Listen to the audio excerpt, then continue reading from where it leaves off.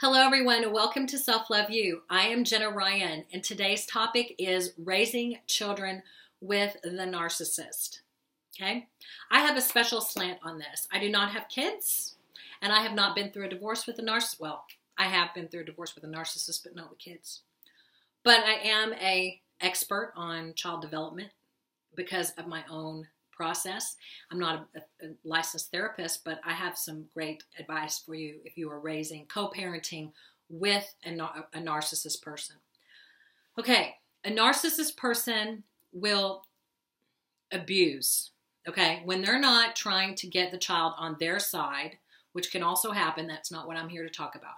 What I'm here to talk about is raising a child with a narcissist partner who is abusive towards the child, okay? The important thing for you to do as a co-parent is to be a compassionate witness to the abuse that is happening, okay? And you can do this in very classy ways that do not denigrate the other partner, the narcissist partner. You do not want to put down their mom or their dad. You do not want to tell them your mom or dad is a narcissist. Maybe not when they're young. You don't want to tell them that, you don't want to talk negatively about their parent. But at the same time, you don't want to act like the abuse is not occurring. Narcissist abuse is not something that you can call CPS about. It's not illegal, unfortunately, to narcissistically abuse a child. You can abuse a child and be a narcissist, and it's perfectly legal to do so.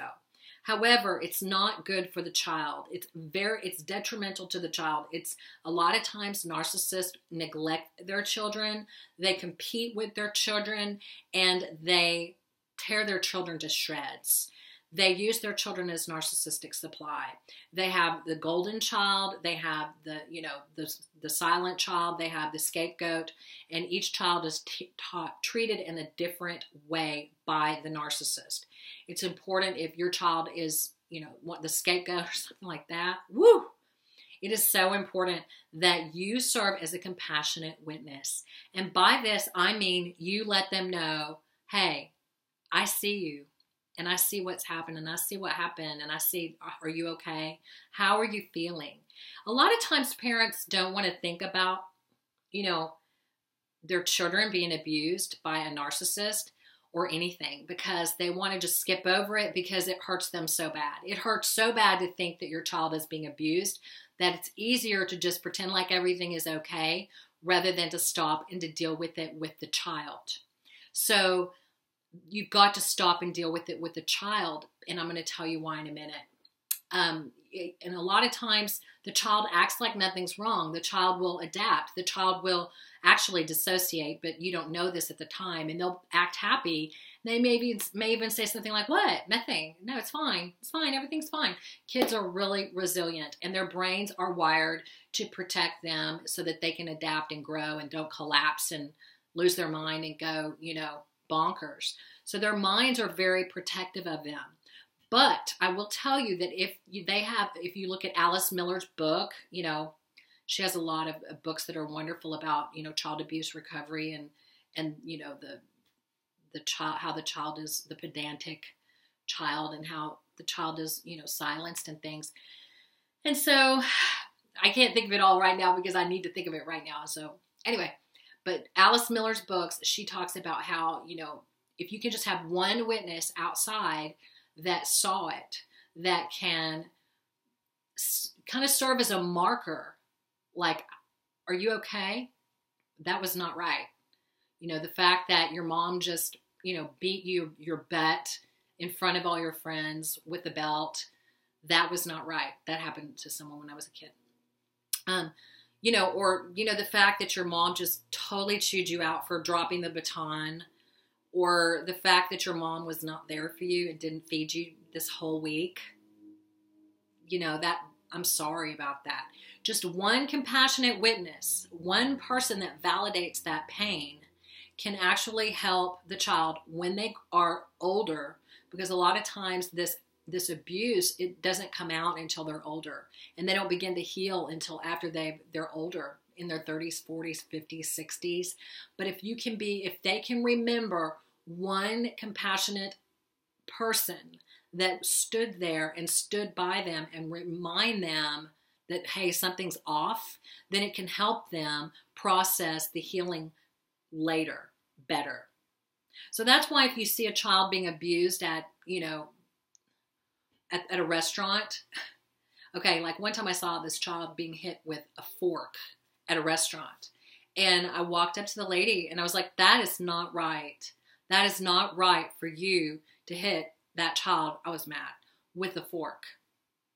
And that child, later on, I mean, who knows the kind of abuse this child is going to have to endure. But later on, that child will be able to remember, hey, someone thought that was wrong. That means maybe it wasn't my fault, because a child automatically assumes everything is their fault because they idolize the parent.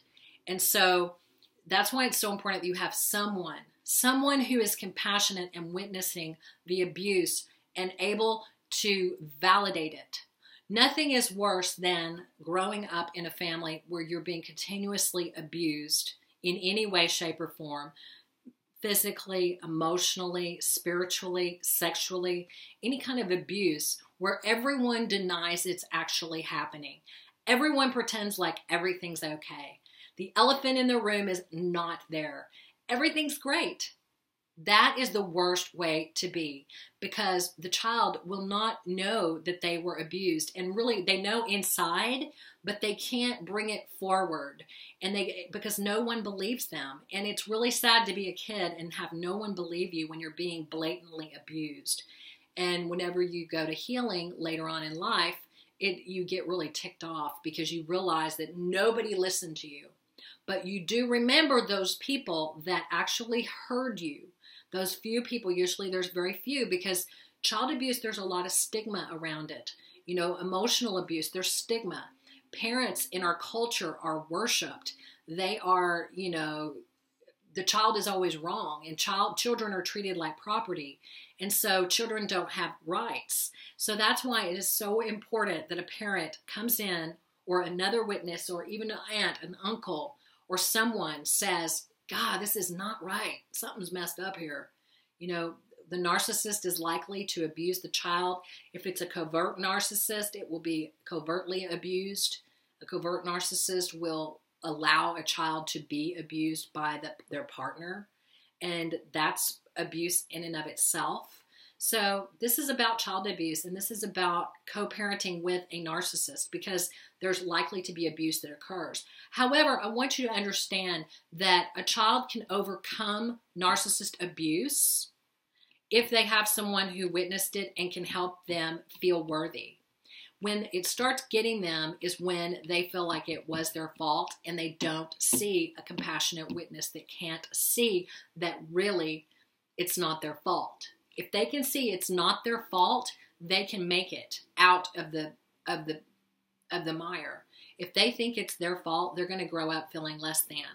And if they grow up feeling less than, they're going to get used by other narcissists, and they're going to have to heal. And they're going to be, hopefully watching my videos someday. But I hope they don't. I hope that you are able to, really validate their feelings. Because that's what's most important, is that you validate the feelings of the child. We can handle abuse. It's not the abuse that gets us as children. It's the fact that nobody hears us, that nobody responds, that nobody validates the abuse. That hurts worse than the abuse itself. To be abused and walk around like you weren't abused, to have someone neglecting you but acting like everything's fine, that is what causes the damage, more so than the actual abuse. Although the actual abuse hurts as well. So you just really want to be there for your child. And I really have compassion for you if you're in this situation, co-parenting with a narcissist, because that's got to be a very difficult position.